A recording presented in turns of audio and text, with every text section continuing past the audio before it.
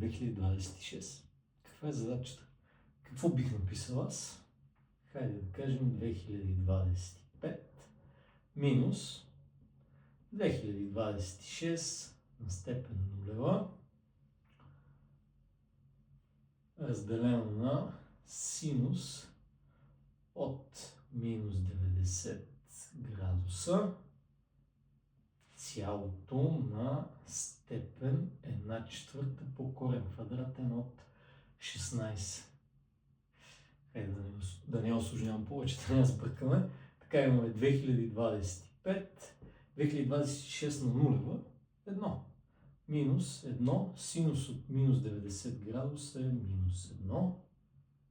Така, цялото това на степен 1/4 по корен от 16 е 4. Съкращаваме четвърките и това става цялото на степен 1.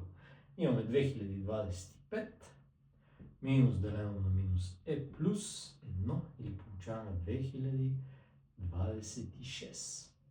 Напиши в коментарите възможно най-грозната и къдрава и дълга задача, за която можеш да се сетиш. Чао!